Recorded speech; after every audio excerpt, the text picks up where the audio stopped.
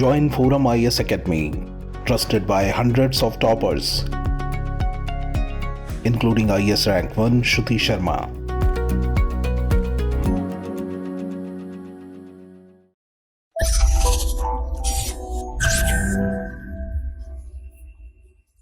Hello everyone, welcome back to forum IAS YouTube channel. आज हम current affairs के analysis में 3 टॉपिक डिस्कस करेंगे। जो पहला टॉपिक है डिस्कशन के लिए वो है एक्सपोर्ट और इंपोर्ट से रिलेटेड। ठीक है, ये आर्टिकल निकला था द हिंदू में आज। जो दूसरा आर्टिकल है वो है वीमेन के बारे में, कि वीमेन का जो एजुकेशन है, जो उनका स्टेटस ऑफ वेल्थ है, वो कैसे उनके मैरिज से रिलेटेड है। बेसिकली यहाँ पे जो कंसर्न है वो अर्ली चाइल्डहुड मैरिज का है। ठीक है, तो इसके बारे में हम डिटेल में देखेंगे। ये एक इंपॉर्टेंट आर्टिकल होने वाला है आज का, और इसमें जो आपको कंटेंट मिलेगा उसको आप कई पेपर्स में यूज कर सकते हैं, लाइक सोसाइटी में भी उसको यूज कर सकते हैं। ठीक है, सोशल जस्टिस में यूज कर सकते हैं, या फिर इकोनॉमी में भी यूज कर सकते हैं। जहां भी वीमेन से रिलेटेड अगर क्वेश्चन होगा वहां पे इसमें जो कंटेंट और डाटा आपको मिलेगा उसको आप यूज कर सकते हैं। जो थर्ड आर्टिकल है आज का वो है इंफ्रास्ट्रक्चर के बारे में, कि कैसे इंडिया में इंडियन गवर्नमेंट ने जो एक मॉडल अडॉप्ट किया है उसमें जो कुछ बिग हाउसेस हैं, बिग कॉर्पोरेट हाउसेस हैं, उनके पास जो मेजर इंफ्रास्ट्रक्चर प्रोजेक्ट्स हैं वही जा रहे हैं। ठीक है, तो उसके बारे में हम देखेंगे कि क्या इसके एडवांटेजेस हैं और क्या इसके पिटफॉल्स हैं। फाइन, ये जो आर्टिकल है इंफ्रास्ट्रक्चर पे, ये इंडियन एक्सप्रेस से लिया है मैंने। ठीक है, तो मुझे लगा कि आर्टिकल इंपॉर्टेंट डिस्कस करने के लिए, इसलिए मैंने इसको ले लिया वहां से। तो जो पहला और ये जो कंटेंट मैंने प्रिपेयर किया है इसको आप डाउनलोड कर सकते हैं। डिस्क्रिप्शन में लिंक है डाउनलोड का, टेलीग्राम चैनल का लिंक दिया है मैंने। लिंक का नाम है यूपीएससी करंट अफेयर्स। आप चाहें तो इस चैनल को सब्सक्राइब कर लें, डेली आपको इसका कंटेंट, हैंड रिटन कंटेंट मिल जाएगा। इसको आप डाउनलोड करके रख लें अपने रिवीजन के लिए फ्यूचर में। ठीक है, तो शुरू करते हैं अपना आज का डिस्कशन। तो पहला टॉपिक है टेस्टिंग टाइम्स। ये बेसिकली जो एक्सपोर्ट घटा है हमारा फरवरी के महीने में, उसके बारे में है ये। तो आपको बता दें कि ये जो मार्च में 15 मार्च को डाटा आया, लेकिन फरवरी में आईएमएफ ने कहा कि ग्लोबल ट्रेड जो है, ग्लोबल ट्रेड का ग्रोथ रेट 2022 में था लगभग 5.4%। ठीक है, और ये जो ग्रोथ रेट है 2023 में घट के 2.3% रहेगा। तो ये फोरकास्ट था आईएमएफ का। और उसके रीजंस क्या थे? रीजंस थे Russia Ukraine conflict, undergoing decoupling, या फिर कोई कोरोना वायरस का कोई नया वेरिएंट आता है तो अगेन इकोनॉमिक शॉक लगेगा पूरे ग्लोबल इकोनॉमी को। तो अलग अलग कारणों से 2023 में जो ग्लोबल ट्रेड है वो स्लो डाउन आएगा उसमें। एक और सबसे बड़ा रीजन है रिसेशनरी ट्रेंड इन मेजर इकोनॉमीज लाइक यूएस के इकोनॉमी में या फिर यूरोप में, यूनाइटेड किंगडम में। तो recession, Russia Ukraine conflict, decoupling, Covid pandemic, ये अलग अलग कारण हो सकते हैं 2023 में ग्लोबल ट्रेड के स्लो डाउन में। अब देखिए इस कॉन्टेक्स्ट में जो हमें डाटा भी रिसेंटली मिला है फरवरी में ये पता चला कि जो हमारा एक्सपोर्ट है वो घटा है बाई 8.8%। ठीक है, और जो हमारा इंपोर्ट है वो भी घटा है, और जो हमारा ओवरऑल ट्रेड डेफिसिट है वो भी घटा है। कंसर्न यहाँ पे ये है कि एक्सपोर्ट का घटना। ठीक है, इंडिया में एक बड़ा इकोनॉमी का बहुत बड़ा सेक्टर है जो कि एक्सपोर्ट्स पे डिपेंडेंट है, और एक्सपोर्ट्स का घटना एक पॉजिटिव साइन नहीं है हमारे इकोनॉमिक डेवलपमेंट के लिए। तो जो डाटा है वो ये कह रहा है कि जो हमारा एक्सपोर्ट है, एक्सपोर्ट हमारा 33.88 बिलियन डॉलर था फरवरी में, इंपोर्ट्स था 51.31 बिलियन डॉलर्स, और ट्रेड डेफिसिट था 17.43 बिलियन डॉलर्स। इसमें ज्यादा इंपॉर्टेंट बात इसमें क्या है कि जो हमारे टॉप 30 एक्सपोर्ट आइटम्स हैं उनमें से 14 आइटम्स में जो एक्सपोर्ट का ग्रोथ है वो कम हुआ है। खासकर जो 3 मोस्ट इंपॉर्टेंट आइटम्स हैं हमारे एक्सपोर्ट के, लाइक ऑयल, केमिकल और इंजीनियरिंग गुड्स, इसमें मोर देन डबल डिजिट का डी एक्सेलरेशन देखने को मिला है। ठीक है, तो आप देखें कि पिछले अगर 2 क्वार्टर्स का डाटा देखें, कुछ महीनों का डाटा अगर आप देखें, तो जो मैन्युफैक्चरिंग सेक्टर है, मैन्युफैक्चरिंग जो ग्रोथ है वो भी श्रिंक होता हुआ दिख रहा है। तो अगर मैन्युफैक्चरिंग ग्रोथ अगर श्रिंक हो रहा है, उसके साथ में अगर एक्सपोर्ट में हमारा घटे, तो कहीं ना कहीं एक मेजर वे में जॉब्स जा सकती हैं, इंडिया में जॉब्स जा सकती हैं, और जो कंजम्पशन इंडिया में वो भी कम हो सकता है। तो ओवरऑल इकोनॉमी के लिए एक पॉजिटिव साइन नहीं है। और जो मेन रीजन है एक्सपोर्ट का कम होने का, अभी कुछ दिन पहले डाटा आया कि यूएस में जो रिटेल कंजम्पशन, जो रिटेल सेल्स हैं, उनमें कमी आई है फरवरी में। तो लास्ट ईयर यूएस ने भी रिसेशनरी ट्रेंड्स देखे अपने यहाँ लगभग 2 क्वार्टर, लेकिन एंड के साल का अंत में आते आते कुछ कुछ इंप्रूवमेंट देखने को मिल रहा था। लेकिन अगेन फरवरी का जो डाटा है यूएस का वो बहुत इंकरेजिंग नहीं है। अगेन वहां पे रिटेल सेल्स में स्लंप आया है। फाइन। और यही नहीं, आप देखें कि जो वहां पे सिलिकॉन वैली बैंक फेल हुआ है, ठीक है, सिग्नेचर बैंक को भी गवर्नमेंट ने ओवरटेक कर लिया है। इन्फ्लेशन एक अलग चैलेंज है वहां पे। जो यूएस फेड है वो लगातार अपने रेट्स बढ़ा रहा है वहां का लोन का इंटरेस्ट।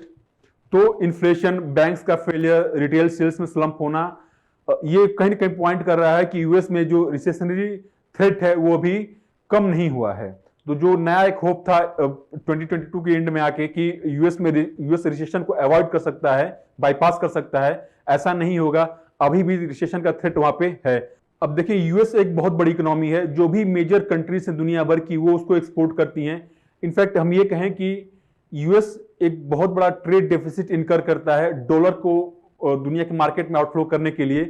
तो अगर यूएस में रिसेशन आता है तो और भी तमाम countries like Europe, China, India, south Africa, Brazil, इस सारी कंट्रीज जो मेजर इकोनॉमीज है वो इंपैक्ट होंगी। तो जो अगर यूएस में रिसेशन आएगा तो उसका जो कॉन्टेगियन इफेक्ट है वो पूरे वर्ल्ड में देखने को मिलेगा। ठीक है, तो यूएस में रिसेशन का थ्रेट, फिर हम देखें कि लगभग वेडनेसडे को जो क्रूड ऑयल के प्राइसेस थे उनमें 5% की कमी देखने को मिली।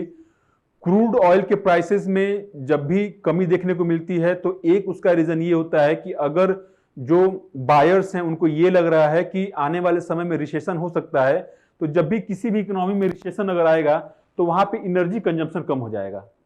तो रिसेशन की वजह से एनर्जी कंजम्पशन क्या होगा? कम होगा। और एनर्जी कंजम्पशन अगर कम होगा तो ऑयल प्राइसेस का, क्रूड ऑयल प्राइसेस का मार्केट में रेट कम हो जाएगा। हमेशा जो ये प्राइसेस होते हैं, ये जो आज प्राइस रहेगा वो 2-3 महीने बाद के लिए होता है, क्योंकि जिस प्राइस पे कॉन्ट्रैक्ट साइन किए जाते हैं वो प्राइस अभी कम हुआ है। तो कह सकते हैं कि जो बायर्स हैं उनको ये लग रहा है कि जो प्राइवेट बायर्स, उनको ये लग रहा है कि नहीं, आने वाले समय में रिसेशन हो सकता है तो एनर्जी का डिमांड कम हो सकता है। ठीक है, इस वजह से क्रूड ऑयल के प्राइसेस भी लगभग 5% कम हुए। इंडिया का एक्सपोर्ट कम होने का एक और रीजन हो सकता है, क्योंकि देखिए जो चाइनीज इकोनॉमी है, चाइनीज इकोनॉमी लगभग पिछले 2 साल से उनका जो इकोनॉमिक एक्टिविटी था वो काफी कम हो गया था ड्यू टू लॉकडाउन। अब 2 साल के बाद दोबारा जो चाइनीज इकोनॉमी है वो ओपन हो रही है। तो जो मार्केट में जो जिस डिमांड को इंडिया फुलफिल कर रहा था, जिस चाइनीज डिमांड को इंडिया फुलफिल कर रहा था, अब वो चाइना अपना जो मार्केट दोबारा से कैप्चर करेगा। तो कहीं ना कहीं इंडिया के एक्सपोर्ट डाटा पे भी उसका इंपैक्ट पड़ेगा। फिर बात करते हैं कि जो इंपोर्ट्स में भी कमी आई है। ठीक है, इंपोर्ट्स में कमी अगर डोमेस्टिक डिमांड कम होने की वजह से आया है तो ये एक कंसर्न की बात है। डिमांड का कम होना ओवरऑल इकोनॉमिक हेल्थ के लिए ठीक नहीं है, क्योंकि हमारे कंजम्पशन कम होगा, डिमांड कम होगा तो economic activity, manufacturing activity, production activity, ये सब चीजें कम होंगी। तो कहीं ना कहीं जो एक विशियस साइकिल है, ठीक है, उसमें इंडियन इकोनॉमी फंस जाएगी। लेकिन जो इंपोर्ट्स कम हुए हैं उसके कुछ और रीजंस भी हैं। उसमें रीजन ये है कि इंपोर्ट्स का बेसिकली प्राइस फैक्टर है, वॉल्यूम फैक्टर नहीं है। मींस कि वॉल्यूम कम नहीं हुआ है उतना, प्राइस बल्कि ज्यादा कम हुआ है। ठीक है, तो प्राइस फैक्टर की वजह से भी जो इंपोर्ट का डाटा है वो कम हुआ है।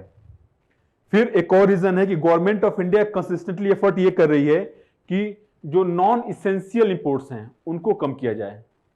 ठीक है, नॉन इसेंशियल इंपोर्ट्स को कम किया जाए।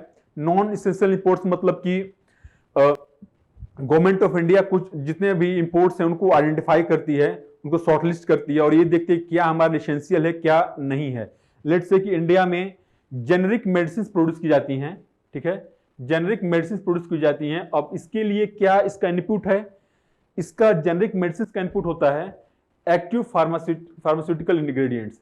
ये आता है चाइना से।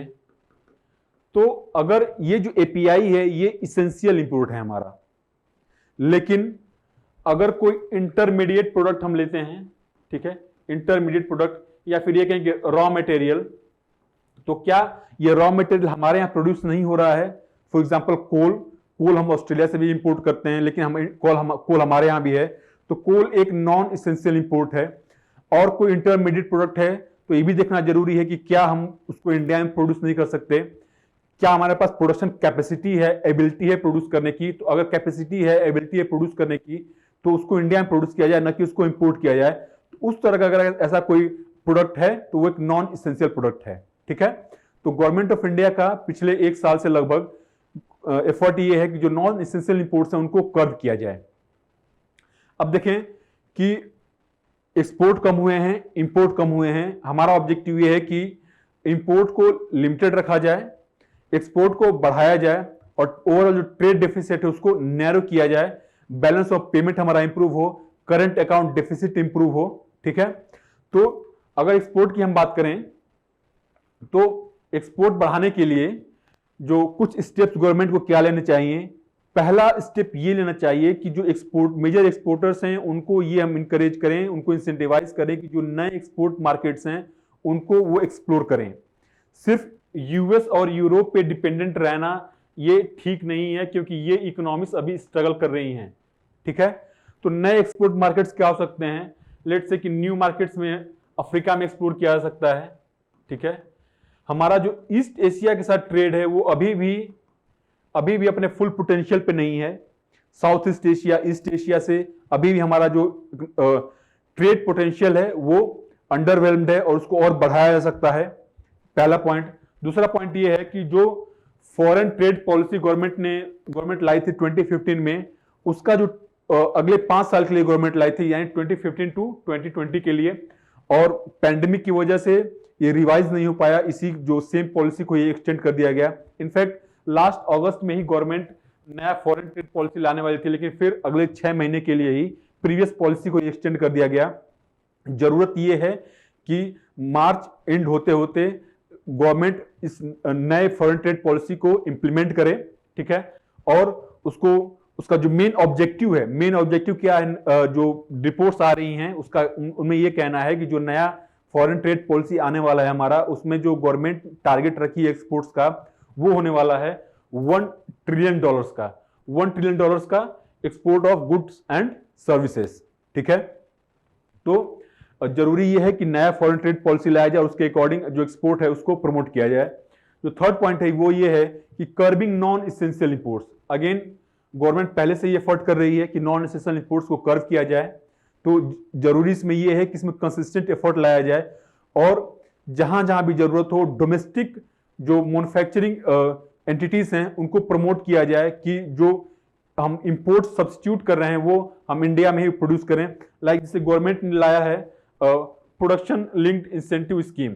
इसमें क्या है कि जिन आइटम्स को हम इंडिया में प्रोड्यूस कर सकते हैं या फिर इंडिया में जिनका डिमांड है उनको जो इंडियन मैन्युफैक्चरर्स हैं वो प्रोड्यूस करें, न कि हम इंपोर्ट करें।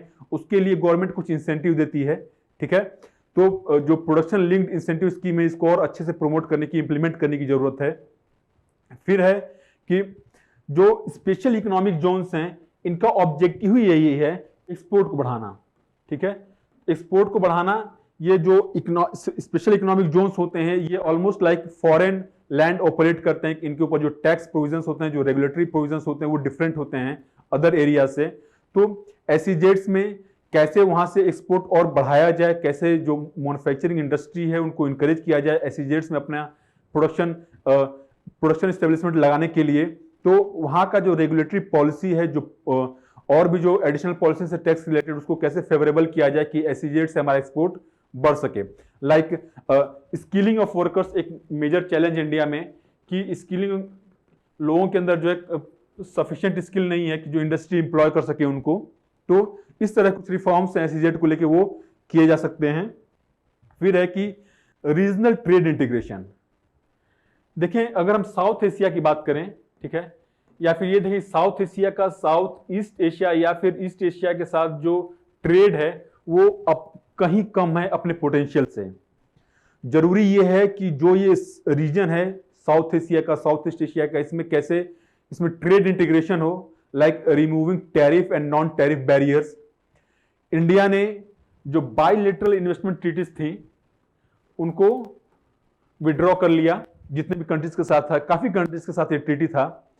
इंडिया आरसीईपी में नहीं है, आरसीईपी के जो नेगोशिएशन थे उससे बाहर आ गया इंडिया।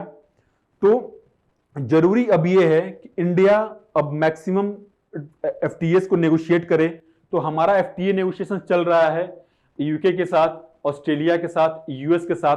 अभी देखिए ऑस्ट्रेलिया के साथ एक कुछ एग्रीमेंट हुआ है, लेकिन एफटीए नहीं हुआ कंप्लीटली, ठीक है। तो जरूरत उसमें यह है कि कैसे जो जापान के साथ, साउथ कोरिया के साथ सेपा वगैरह पहले से हैं इंप्लीमेंट में, तो कैसे उनको रीनेगोशिएट किया जाए। एफटीएस यूनाइटेड किंगडम के साथ, यूरोप के साथ, यूएस के साथ, कनाडा के साथ इंप्लीमेंट किया जाए कि हमारा जो एक्सपोर्ट है उसको फेवरेबल टैरिफ मिले, फेवरेबल इन्वायरमेंट मिले इंपोर्ट करने के लिए, ठीक है। तो ये कुछ स्टेप्स जो गवर्नमेंट ले सकती है कि कैसे हम इंडिया में से एक्सपोर्ट अपना बढ़ा सकते हैं, क्योंकि एक्सपोर्ट बढ़ेगा तो हमारा रेवेन्यू बढ़ेगा, रेवेन्यू बढ़ेगा तो ओवरऑल इंडियन इकोनॉमी में इन्वेस्टमेंट बढ़ेगा। फाइन, तो ये था हमारा डिस्कशन एक्सपोर्ट इंपोर्ट पे। जो नेक्स्ट आर्टिकल डिस्कशन के लिए वो है are educated women likely to marry letter.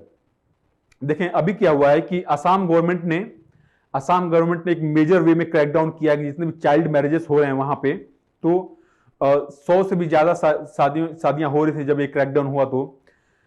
तो असम गवर्नमेंट का बेसिकली कहना ये है कि ये जो चाइल्ड मैरिजेस हो रहे हैं it is a legal offence, क्योंकि जो लीगल एज है मैरिज का वो 18 ईयर्स है गर्ल्स के लिए और 21 ईयर्स है बॉयज के लिए, ठीक है। तो एक्टिविस्ट का कहना यह है कि चाइल्ड मैरिज पे क्रैकडाउन करना या फिर कंट्रोल करने से ज्यादा बेटर ये होगा कि जो एजुकेशन लेवल है गर्ल्स का उसको इंप्रूव किया जाए।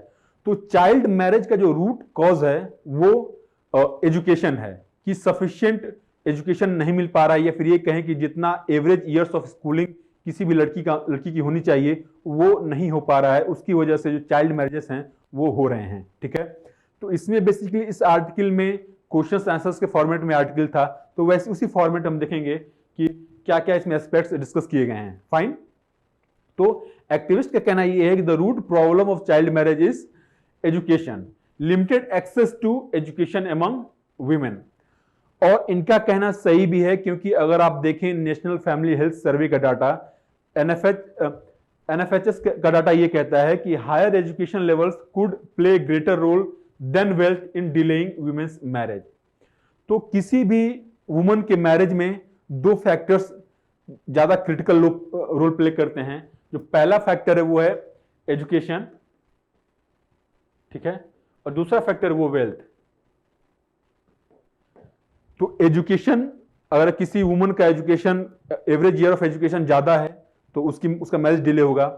अगर कोई वेल्दी फैमिली है वो भी मैरिज करने में डिले करते हैं, लेकिन कोई अगर पुअर फैमिली है वो लोग जल्दी मैरिज कर देते हैं। तो एनएफएचएस का जो डाटा है उसके हिसाब से अगर कोई इंडिया में अगर जिन वुमेन्स का average year of schooling 11 years है, मतलब कि अपने लाइफ में, अपने स्टूडेंट लाइफ उनको 11 ईयर्स का स्कूलिंग मिला है, तो उनका जो average year of marriage, average age of marriage है वो है 23 ईयर्स। और जिन लड़कियों का जो एवरेज ईयर ऑफ स्कूलिंग है वो लेस देन 5 ईयर्स है, उनका एज ऑफ मैरिज है 17.6 years, means less than 18 years. तो जो स्टैट्यूटरी एज है शादी का वो 18 ईयर्स है। तो आप देखें कि जिन लड़कियों का average year of schooling less than 5 year है उनकी शादी स्टैट्यूटरी एज से बिलो पे हो रही है। फाइन, अब इसमें सवाल ये है कि डज एजुकेशन और wealth play a greater role in determining when a woman gets married. Education का एक सिग्निफिकेंट रोल है किसी भी वुमन के मैरिज में, बट वो एक डिटरमाइनिंग फैक्टर नहीं है। डिटरमाइनिंग फैक्टर वेल्थ है, ना कि एजुकेशन है। तो आप देखें कि जो वेल्थियर फैमिलीज हैं, हालांकि उनके यहाँ मैरिजेस डिले हो रहे हैं अब पहले की अपेक्षा, लेकिन बट स्टिल उसका भी एक लिमिट है, बायोंड लिमिट, वो नहीं जाते और वो भी अपनी बच्चियों की शादी जल्दी कर देते हैं। और अगर आप देखिए poverty is the greatest determinant of early marriage. Reason उसका ये है कि अगर मैरिज डिले करेंगे तो जो डॉरी की डिमांड है वो और बढ़ता जाएगा। एजुकेशन का भी एक बर्डन होता है छोटे परिवार में, गरीब परिवारों में। तो आप देखें यहाँ पे कि जो वेल्दी फैमिलीज हैं, वेल्दी फैमिलीज में वेल्थ के साथ जो एज ऑफ मैरिज है वो बढ़ता है, ठीक है, एज ऑफ मैरिज बढ़ता है, लेकिन आफ्टर सम टाइम वो फिर प्लेट्यू हो जाता है, ठीक है। तो ऐसा नहीं है कि जिसके पास जितना ज्यादा वेल्थ होगा उसके परिवार में अगर गर्ल्स की शादी हो रही है तो वो और ज्यादा डिले होगा, ऐसी बात नहीं है, ठीक है। तो वेल्दियर फैमिलीज में भी एक लिमिट है, उसके बायॉन्ड शादियां उससे पहले शादियां हो जाती हैं, फाइन। तो जो नेक्स्ट क्वेश्चन है वो ये है कि what role does marriage play in India. India में शादियों का क्या रोल है। देखें, किसी परिवार में जो बॉय होता है उसके लिए जॉब इंपॉर्टेंट होती है, परिवार को ये लगता है कि किसी भी लड़के के लिए जॉब ज्यादा इंपॉर्टेंट है, जो गर्ल है उसके लिए मैरिज, फाइन। तो इंडिया में मैरिज एक सैक्रेड इंस्टीट्यूशन है, एक रिचुअल है, कस्टमरी प्रैक्टिस है, ठीक है, उससे रिलेटेड सोशल इथोस है सोसाइटी में। तो इंडिया में विमेन के लिए जो शादी है, first and foremost it is a economic security matter, ठीक है। तो अगर आप देखें डाटा जो हम लेटर भी डिस्कस करेंगे कि फीमेल लेबर पार्टिसिपेशन रेट क्या है इंडिया में, तो आपको पता चलेगा कि सबसे ज्यादा अनएम्प्लॉयमेंट विमेन के बीच में है और मैरिज करना एक सबसे बड़ा इकोनॉमिक सिक्योरिटी है, पहले पॉइंट। दूसरा पॉइंट ये है कि ये एक सोशल आइडेंटिटी है, क्योंकि देखें एक अनमैरिड रहना सोसाइटी में किसी भी वुमन के लिए वो कह सकते हैं कि एक एनॉमली है। Being unmarried is kind of anomaly. क्यों? क्योंकि इंडिया में नियर यूनिवर्सल मैरिजेस होती हैं, ठीक है। बहुत ही रेयर केस ऐसे होते हैं कि कोई डिसाइड करता है कि शादी नहीं करना है या फिर उसकी शादी नहीं हो पाती है, फाइन। फिर है सेक्सुअल रेस्पेक्टेबिलिटी। सोसाइटी में अगर आपको रिस्पेक्ट चाहिए तो you have to have sex only with your partner. तो ये भी एक रीजन है। जो फोर्थ रीजन है, the option to have children. Means कि अगर कोई सिंगल वुमन है, if she decides to have children later in her life, तो वो एक तरह का कह सकते हैं कि वो सोशली अनएक्सेप्टेबल होगा for single woman to have children in her life, fine. तो ये कुछ रीजंस हैं कि मैरिजेस का क्या रोल प्ले करते हैं। Economic security, social identity, sexual respectability, the option to have children. फिर ये भी है कि जो मैरिज है वो एक तरह से कहीं ना कहीं जो कास्ट और कम्युनिटी का हायरार्की है, जो लीनिएज है, वो मेंटेन करता है, क्योंकि मैरिजेस बहुत ही सोच समझ के और चूजी तरीके से की जाती हैं, fine. What are the some advantages that families see in getting women married earlier instead of educating them further। ऐसा क्या रीजन है कि वुमेन्स की शादी जल्दी की जाती है इंस्टीड ऑफ एडुकेटिंग देम। पहली बात यह है कि to match caste and community lines the match has to be carefully monitored. तो जो कास्ट और कम्युनिटी का जो स्ट्रिक्ट डिवीजन है सोसाइटी में, उसको मेंटेन करने के लिए मैरिज एक बहुत बड़ा इंपॉर्टेंट रोल प्ले करता है। और जल्दी शादी करना जरूरी इसलिए होता है कि जो बच्चे होते हैं वो डिपेंडेंट होते हैं, they are emotionally attached to their parents, और when they are emotionally attached to the parents and they are dependent, they are also obedient, so it becomes easier for family to get marriage of their choice. जो parents के choice से अगर शादी करनी है तो शादियां जल्दी होगी तभी ठीक से हो पाएंगी, अदरवाइज बाद में जो शादियां होंगी उसमें कहीं ना कहीं कुछ इश्यूज होंगे, लाइक कि कोई इंटरफेस शादी कर रहा है, कोई इंटरकास्ट शादी कर रहा है, तो वो जो सोसाइटी का सोशल इथोस है, लाइक सेम कास्ट में सेम कम्युनिटी में शादी करना, वो कहीं ना कहीं ब्रेक होगा और फैमिली के सोशल स्टेटस पे उसका इंपैक्ट पड़ेगा। जो दूसरा रीजन है वो है डॉरी। अगर मैरिज प्रेफर किया जाता है ओवर एजुकेशन, रीजन बीइंग कि अगर गर्ल को ज्यादा एजुकेशन मिलता है तो उसके लिए जो लड़का ढूंढा जाएगा वो भी ज्यादा एजुकेटेड होना चाहिए, ज्यादा एजुकेटेड होगा तो there will be more demand of dowry, ठीक है। तो जो दहेज है वो सबसे क्रिटिकल फैक्टर है किसी भी लड़की के शादी में, या फिर ये कहें कि मैरिज में डिले होना या फिर उसको जल्दी कर देना, डॉरी एक इंपॉर्टेंट फैक्टर है। फिर सवाल है कि women are increasingly getting access to education. Does this result in more empowerment? Do they have more choice to work rather than get married? तो धीरे धीरे हो क्या रहा है कि ओवरऑल इंडिया में जो एजुकेशन प्रोफाइल है विमेंस का वो इंप्रूव हो रहा है डिकेड आफ्टर डिकेड, लेकिन क्या ज्यादा एजुकेशन मिलना ये एक फैक्टर है कि does more education result in more empowerment? या फिर ये कहें कि does more education result in more jobs for women, ऐसा नहीं है। इंडिया में आप देखें कि लेबर मार्केट एक काइंड ऑफ पिक्यूलियर पैटर्न है लेबर मार्केट में। आप देखें कि अगर हम 2001 का डाटा देखें और 2012 का डाटा देखें, तो जो विमेंस का लेबर फोर्स पार्टिसिपेशन रहा है, जो फीमेल लेबर फोर्स पार्टिसिपेशन है, उसमें अगर आप देखें कि ये 37.7% से घट के अब 23.4% रहा है बिटवीन 2000 एंड 2012। इसी बीच में अगर हम एजुकेशन का देखें तो एजुकेशन इंप्रूव हुआ है फ्रॉम 47.8% टू 59.2%। तो फीमेल लिटरेसी इंप्रूव हुआ है, but female labour participation rate घटा है। ठीक है, तो एक बात इसमें और ये भी है कि इंडस्ट्री में जितनी भी जॉब लॉसेस होती हैं वो मैक्सिमम वुमेन्स के केस में होती हैं कंपेयर टू मेल्स। तो जब भी जॉब लॉस होता है किसी वुमेन का, तो उसके ऊपर और भी प्रेशर होता है जल्दी शादी करने का, reason being economic security. Job नहीं है तो शादी, क्योंकि इकोनॉमिक सिक्योरिटी। फिर इसमें बात यह है कि जो कॉलेजेस हैं या फिर स्कूल्स हैं उसमें नियर जेंडर पैरिटी अब हो गया है। जो ग्रॉस इनरोलमेंट रेशियोज हैं स्कूल्स के, प्राइमरी के, मिडिल के या फिर कॉलेजेस के, उसमें कहीं ना कहीं जेंडर पैरिटी काफी हद तक इंप्रूव हुआ है। और प्राइमरी लेवल पे तो ऑलमोस्ट कह सकते हैं कि 98-99% तक गर्ल्स का एनरोलमेंट हो जाता है वहां पे। लेकिन हम ये देखें कि समस्या यहाँ पे है कि कॉलेजेस में जेंडर पैरिटी है वुमेन्स और मेल्स और फीमेल्स के बीच में, लेकिन अनएम्प्लॉयमेंट बहुत ज्यादा है। भले ही ग्रेजुएशन या फिर पोस्ट ग्रेजुएशन डिग्री वुमेन्स को मिल रहा है, लेकिन उनके बीच में एम्प्लॉयमेंट सबसे ज्यादा है। उसका रीजन ये है कि हॉस्टाइल वर्क प्लेस, जो वर्क प्लेस है उनका, वो कहीं ना कहीं उनके लिए फेवरेबल नहीं है कंपेयर टू मेल। तो कंपटीशन भी है लेकिन हॉस्टाइल वर्क प्लेस भी है। दूसरा रीजन ये है कि जो डोमेस्टिक एक्सपेक्टेशंस हैं और जो वर्क प्लेस पे डिमांड है काम का, उनको बैलेंस नहीं कर पाती हैं विमेन इस समय। ठीक है, तो डोमेस्टिक एक्सपेक्टेशंस और demand at the work place, कहा यह जाता है कि विमेन्स के लिए, विमेन्स का जो बायोलॉजिकल क्लॉक होता है, ठीक है, बायोलॉजिकल क्लॉक और professional clock, they run at the same time but in opposite direction. Means कि विमेन्स का भी एक प्राइम एज होता है चाइल्ड बियर करने का, और वो होता है 20s का या फिर अर्ली 30s का। लेकिन इसी समय उनके लिए सबसे ज्यादा इंपॉर्टेंट होता है अपना प्रोफेशनल कैरियर में बिल्डअप करने का। बट अगर कोई वीमेन अगर चाइल्ड बियर कर रही है तो कहीं ना कहीं उसके प्रोफेशनल कैरियर पे उसका इंपैक्ट पड़ता है।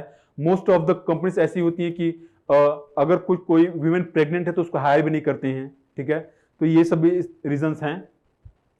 Next question is, what are the reasons for a family supporting a woman to get education and get a job rather than getting married?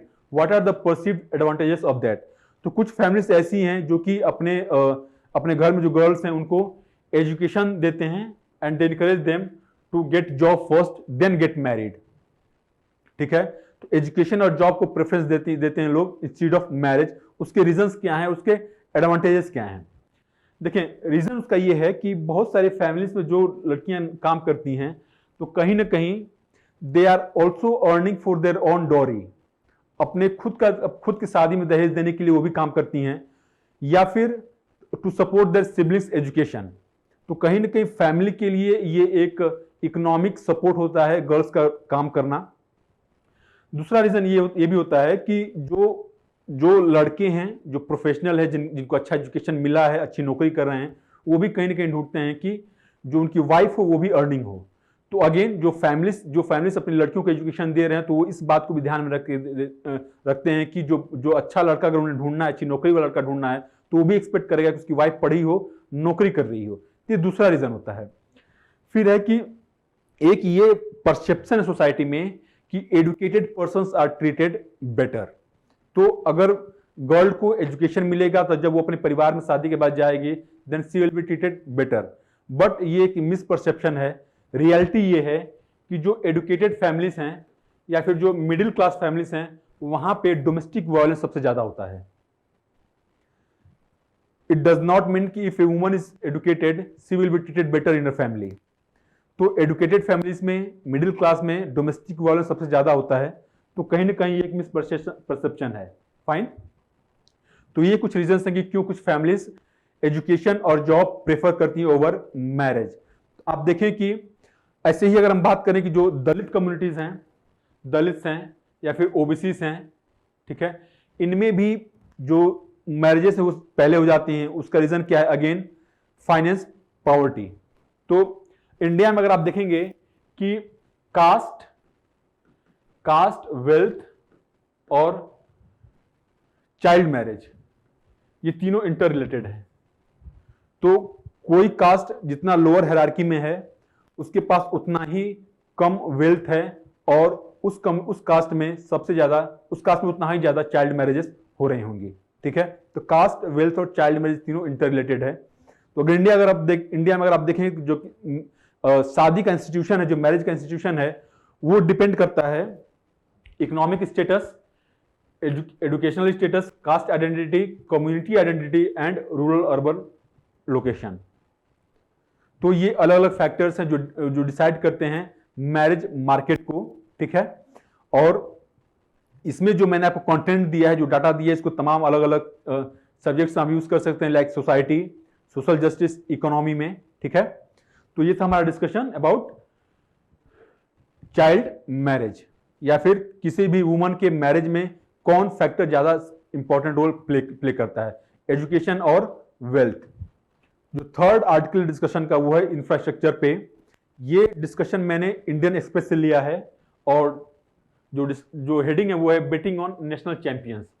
National champions means कि इंडिया ने जो developmental model follow कर रहा है India अभी, उसमें क्या है कि जो बिग इंफ्रास्ट्रक्चर प्रोजेक्ट्स हैं वो कुछ कॉर्पोरेट हाउसेस को जाते हैं, उसके कुछ रीजंस हैं और उसके कुछ पिटफॉल्स हैं, उसको हम आज डिस्कस करेंगे।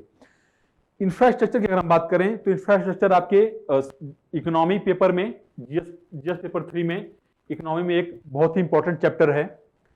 ठीक है, और अगर हम इकोनॉमी में देखें, इंडियन इकोनॉमी में, तो उसमें इंफ्रास्ट्रक्चर का एक बहुत ही क्रिटिकल रोल है, या फिर ये कहें कि किसी भी डेवलपिंग कंट्री के लिए इंफ्रास्ट्रक्चर बहुत क्रिटिकल होता है, और जिस लेवल का इंफ्रास्ट्रक्चर है उस कंट्री में, उस लेवल का चाहे उसके प्रोपोर्शनेट वहां पे इकोनॉमिक ग्रोथ होता है।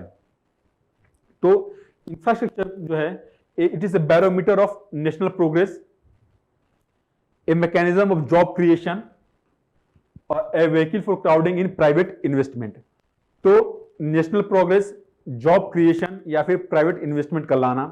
फॉर एग्जांपल, अगर कोई रोड बनाया जाए, अगर किसी शहर से अगर गांव में रोड जा रही है, तो होगा क्या कि गांव से लोग शहर में आके अपने प्रोड्यूस बेच सकते हैं, या फिर कोई अगर इन्वेस्टमेंट करना चाहता है रूरल एरियाज में, लेट से कि कोई फूड प्रोसेसिंग प्लांट सेट करना चाहता है, तो फूड प्रोसेसिंग प्लांट सेट करने के लिए कनेक्टिविटी होनी चाहिए, रोड्स की अच्छी क्वालिटी होनी चाहिए, क्योंकि जो प्रोसेस्ड प्रोडक्ट्स होते हैं वो बहुत ही वीक होते हैं। तो उसके लिए क्या चाहिए? अच्छी रोड कनेक्टिविटी चाहिए। ठीक है, तो अगर कनेक्टिविटी अच्छी हो जाए, लाइक रोड का, रेलवे का, पोर्ट का, एयरपोर्ट का, तो जो प्राइवेट इन्वेस्टमेंट है वो भी अब रिमोट एरियाज में जाना शुरू हो जाता है। तो आप देखें कि इंडिया में जो प्रधानमंत्री ग्राम सड़क योजना शुरू हुआ, या फिर गोल्डन क्वाड्रिलेटरल शुरू हुआ, तमाम तरह के एयरपोर्ट शुरू किए जा रहे हैं, जो पुराने एयरपोर्ट्स उनको रीडेवलप किया जा रहा है, या फिर जो ग्रीनफील्ड प्रोजेक्ट्स हैं वो भी लाए जा रहे हैं। तो कहीं ना कहीं ये एफर्ट है रिमोट एरिया से कनेक्ट करने का, जो रिमोट एरियाज में प्राइवेट इन्वेस्टमेंट है वो जाए और वहां पे जाके जॉब क्रिएट हो, न कि सिर्फ जो बड़े मेट्रो सिटीज हैं सिर्फ वहां पे जॉब क्रिएट हो। ठीक है, लेकिन इंफ्रास्ट्रक्चर के साथ कुछ समस्याएं हैं। पहली समस्या यह है कि they are very long gestation projects. एक इंफ्रास्ट्रक्चर प्रोजेक्ट का जो कह सकते हैं एवरेज ईयर ऑफ कंप्लीशन है वो लगभग 7 to 8 ईयर्स है। मोर ऑफन देन नॉट ये मोर देन 10 ईयर्स चले जाते हैं। अब इसमें प्रॉब्लम ये है कि जो बैंक 10, 15, 20 साल के लिए फाइनेंस नहीं करेगा, लेस देन 10 ईयर के लिए फाइनेंस करता है। तो सबसे बड़ा चैलेंज में ये है कि एक्सपेंसिव इंफ्रास्ट्रक्चर जो प्रोजेक्ट्स होते हैं बहुत एक्सपेंसिव होते हैं। दूसरी बात ये भी है कि इंफ्रास्ट्रक्चर प्रोजेक्ट्स को इंडिया में एक पब्लिक गुड की तरह ट्रीट किया जाता है। इट मीन्स कि अगर कोई इन्वेस्टमेंट उसमें करता है तो वो ज्यादा प्रॉफिटेबल नहीं होता है। अब इसमें समस्या ये आएगा कि फाइनेंस फिर कहां से आएगा, क्योंकि जो इन्वेस्टमेंट है वो रिलेटिवली अनप्रॉफिटेबल है, तो फिर फाइनेंस आएगा कहां से? जो ट्रेडिशनल तरीका है फाइनेंस आने का वो है कि गवर्नमेंट से आए, गवर्नमेंट के पास जो रेवेन्यू है उससे एलोकेशन हो, या फिर गवर्नमेंट बोरो करके पैसा दे। अब इसमें प्रॉब्लम ये है कि जो डेवलपिंग इकोनॉमीज हैं या फिर इंडिया की ये अगर हम बात करें तो रेवेन्यू लिमिटेड है, लिमिटेड रेवेन्यू होगा तो लिमिटेड फंड एलोकेट किया जाएगा इंफ्रास्ट्रक्चर के लिए, और लिमिटेड फंड एलोकेट किया जाएगा तो एक कहीं ना कहीं अंडर डेवलप्ड इंफ्रास्ट्रक्चर इंडिया में रहेगा, और वो एक तरह का विशेष साइकिल रहेगा कि उससे कि न कभी अच्छा इंफ्रास्ट्रक्चर हो पाएगा न एक अच्छा ग्रोथ रेट इकोनॉमी अचीव कर पाएगी। तो एक विशेष ट्रैप है। इसका सॉल्यूशन ये है कि प्राइवेट सेक्टर को इन्वॉल्व करें। प्रॉब्लम इसमें यह है कि प्राइवेट सेक्टर प्रॉफिट पे ऑपरेट करता है, लेकिन इंडिया में इंफ्रास्ट्रक्चर एक पब्लिक गुड है, वो प्रोजेक्ट प्रॉफिटेबल उतने नहीं होते, रिलेटिवली कम प्रॉफिटेबल होते हैं, ये कह सकते हैं। तो इंडिया ने एक नया तरीका लाया, ठीक है। नया तरीका क्या लाया कि पब्लिक प्राइवेट पार्टनरशिप मॉडल। इसमें कुछ टारगेटेड सब्सिडीज दी जाएंगी। पीपीपी मॉडल में सब्सिडीज क्या हो सकती है उसको हम देखेंगे। पहला ये है कि गवर्नमेंट फैसिलिटेट्स, इसमें दोनों का रोल है, गवर्नमेंट का और प्राइवेट सेक्टर का, क्योंकि इसका नाम देखें पब्लिक और प्राइवेट। तो गवर्नमेंट का रोल ये है कि लैंड एक्विजिशन, जितना भी अगर एक लीनियर कोई प्रोजेक्ट बनना है लाइक रोड, उसका जो लैंड एक्विजिशन उसमें होना है वो गवर्नमेंट की रिस्पॉन्सिबिलिटी रहेगी। लाइक अभी आप देखें कि रोड बन रहा है हरिद्वार से इलाहाबाद, ठीक है। इसमें जब गवर्नमेंट ने इस प्रोजेक्ट को एलोकेट किया तो मोर देन 80% लैंड एलोकेशन हो चुका था, ठीक है। क्योंकि लैंड डिस्प्यूट्स एक बहुत बड़ा इश्यू है इंडिया में, तो गवर्नमेंट पहले लैंड एक्वायर कर लेती है फिर प्राइवेट सेक्टर को देती है। दूसरी बात यह है क्रेडिट, जो अभी बात हो रही थी फाइनेंस की। इंडिया में जो बिग इंफ्रास्ट्रक्चर फाइनेंसर्स हैं, लेंडर्स हैं, वो पब्लिक सेक्टर बैंक्स हैं, और पब्लिक सेक्टर बैंक्स में कंट्रोल गवर्नमेंट का है। तो क्रेडिट मिलना भी कोई भी अगर प्राइवेट सेक्टर आ रहा है और वो अपना पैसा भी कुछ ला रहा है, कुछ क्रेडिट उसको चाहिए, तो क्रेडिट मिलना उसको इजी हो जाता है। इंडिया में एक टर्म यूज किया जाता है इंफ्रास्ट्रक्चर स्टेटस, ठीक है। इंफ्रास्ट्रक्चर स्टेटस, तो किसी भी सेक्टर को अगर इंफ्रास्ट्रक्चर का स्टेटस मिलता है तो उसको जो क्रेडिट मिलेगा बैंक से वो क्रेडिट सस्ता होता है। मींस कि जो रेट ऑफ इंटरेस्ट रहता है उस लोन पे वो कम होता है कंपेयर टू अदर सेक्टर्स। तो जो बड़े इंफ्रास्ट्रक्चर प्रोजेक्ट हैं उस पे जो क्रेडिट लेना होता है, उस पे जो रेट ऑफ इंटरेस्ट है वो भी कम होता है कंपेरेटिवली। फिर है कि प्राइवेट सेक्टर का क्या रोल रहेगा इसमें। प्राइवेट सेक्टर कंस्ट्रक्ट करेगा उस प्रोजेक्ट को रन करेगा। लाइक आप देखते होंगे कि जो हाईवेज हैं या फिर एक्सप्रेसवेज हैं उस पर टोल लगा होता है, टोल पे जो मनी कलेक्शन होता है वो बेसिकली जो एक्सपेंडिचर हुआ रहता है उसको कंस्ट्रक्ट करने में उसी मनी को कलेक्ट किया जाता है। तो ये कंस्ट्रक्ट करते हैं और फिर उस प्रोजेक्ट को रन करते हैं कुछ साल तक, जब तक वो मनी अपना वापस ना निकाल लें विद प्रॉफिट। फाइन। तो इंडिया में जो पीपीपी मॉडल था ये देखने को मिला कि पीपीपी मॉडल के साथ एक बहुत बड़ा चैलेंज उभर के आया। पहला उसमें यह है कि जो पब्लिक सेक्टर बैंक्स थे, देखिए पीपीपी मॉडल एक लॉन्ग जेस्टेशन प्रोजेक्ट्स हैं, उनमें बड़ा फाइनेंस लगता है। अब उसमें क्या प्रॉब्लम्स क्या हुई कि चाहे लैंड डिस्प्यूट्स की वजह से, चाहे इन्वायरमेंटल क्लियरेंस की वजह से जो प्रोजेक्ट्स हैं वो डिले हो गए, और कभी भी कोई प्रोजेक्ट अगर डिले होगा तो उसमें कॉस्ट ओवररन्स आएंगे, ठीक है। तो उसका जो कॉस्ट है वो बढ़ जाएगा। उसको जो प्रोजेक्ट जो इंप्लीमेंट कर रहा है वो लोन लिया हुआ है, लोन का इंटरेस्ट देना पड़ रहा है, लेकिन प्रोजेक्ट आगे नहीं मूव कर पा रहा है due to lack of environmental clearance और वेरियस अदर डिस्प्यूट्स और kind of regulatory issues. Fine. तो जो प्रोजेक्ट्स हैं वो फंस गए बीच में। अब क्या हुआ, जो बैंक से उन्होंने लोन दिया हुआ है उनका जो लोन क्या हो गया, नॉन परफॉर्मिंग एसेट हो गया। अब लॉस किसका हुआ, पब्लिक सेक्टर बैंक्स को हुआ। ओवरऑल इकोनॉमी को तो लॉस हुआ है क्योंकि प्रोजेक्ट डिले हो गया या फिर प्रोजेक्ट कंप्लीट नहीं हो पाया, लेकिन जो बैंक्स हैं उनको लॉस हुआ क्योंकि उनका जो क्रेडिट था वो एनपीए टर्न हो गया। दूसरा इसमें इशू ये हुआ कि प्राइवेट सेक्टर बैंकरप्सीज, जो भी प्राइवेट सेक्टर ने प्रोजेक्ट इंप्लीमेंट करने के लिए लोन लिया था वो लोन टाइमली रीपे नहीं हो पाया। न रीपे होने का कारण यही है कि कॉस्ट एंड टाइम ओवररन, काफी सारा क्रेडिट फॉरेन से भी लिया गया था, लेकिन करेंसी रिस्क की वजह से जो रिपेमेंट था वो ज्यादा करना पड़ा और उसकी वजह से जो प्राइवेट सेक्टर बैंकक्रप्ट हो गया। ठीक है, तो नेक्स्ट जो इशू है वो है करप्शन। इंडिया में इंफ्रास्ट्रक्चर प्रोजेक्ट्स में एक मेजर वे में करप्शन के एलिगेशंस लगातार लगते रहे और ये जो एलिगेशंस थे ये यूपीए 2 के समय बहुत ज्यादा थे और कहीं ना कहीं जो करप्शन के एलिगेशंस थे इंफ्रास्ट्रक्चर प्रोजेक्ट में वो रीजन रहा गवर्नमेंट का चेंज होना 2014 में। अब क्या हुआ कि जो नई गवर्नमेंट आई उन्होंने ये आइडेंटिफाई किया कि इंफ्रास्ट्रक्चर का रोल क्रिटिकल है, लेकिन इंफ्रास्ट्रक्चर बोटलनेक्स हैं।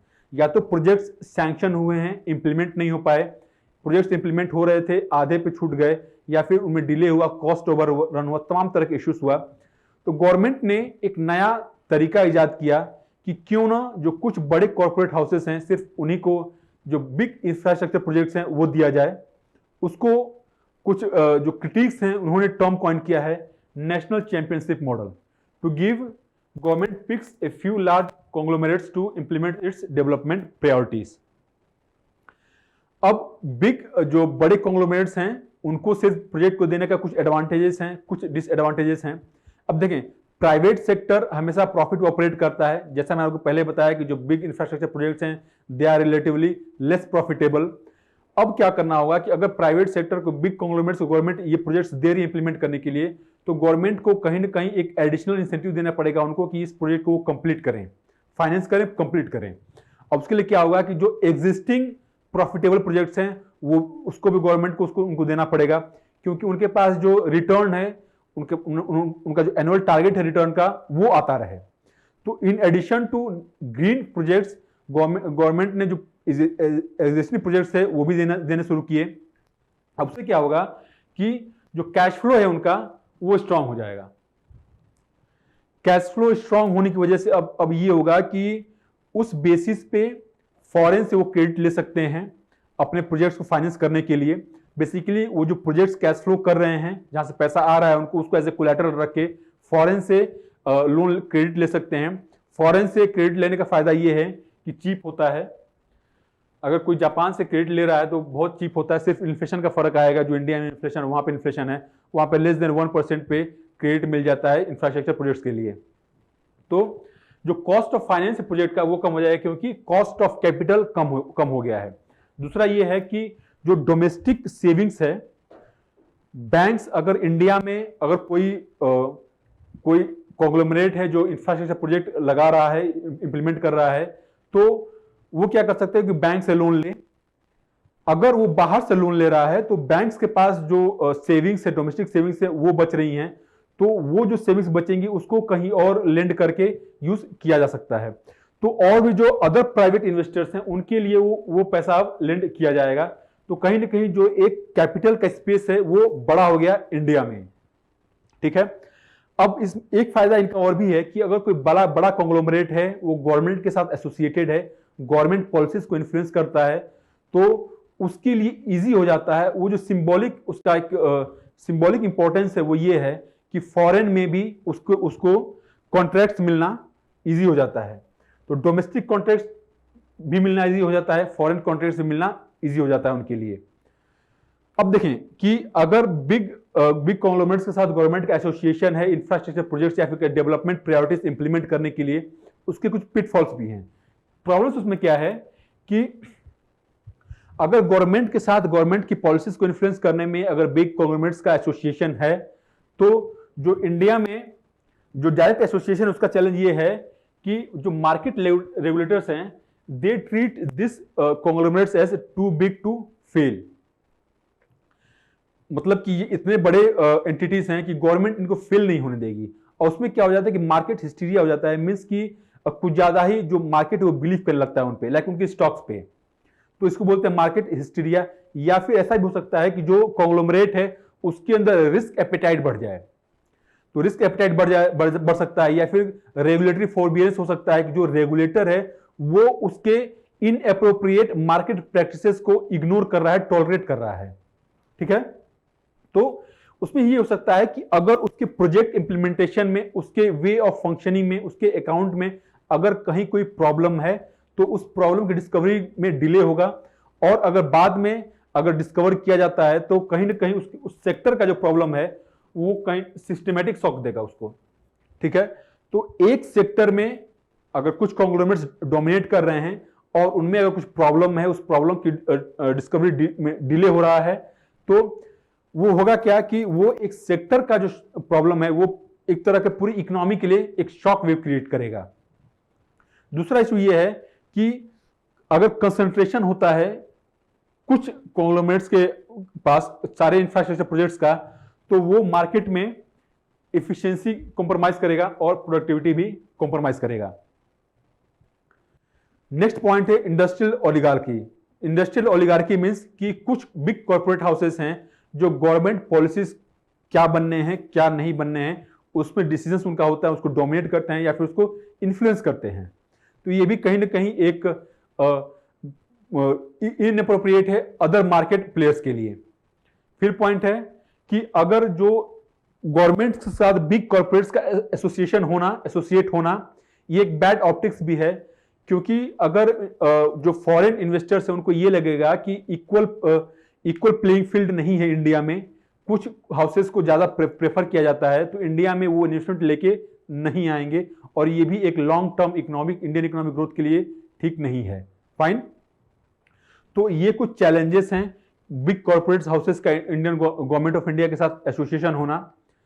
अब देखें कि ये जो गवर्नमेंट का इनोवेटिव तरीका है नेशनल चैंपियंस मॉडल का कि बिग कॉर्पोरेट हाउसेस को ये अपना प्रोजेक्ट दें, इसके दोनों चीजें हो सकती हैं। अगर ये सक्सेसफुल रहा तो कहीं ना कहीं एक ये नेक्स्ट जनरेशन एशियन मॉडल बन के निकलेगा, और अगर ये फेल हुआ तो आने वाले काफी जनरेशंस के लिए एक कॉशनरी टेल होगा और एक तरह का कॉशन होगा कि ऐसा इकोनॉमी में नहीं होना चाहिए या फिर बिग कॉर्पोरेट हाउसेस के साथ एसोसिएट होना ठीक नहीं है।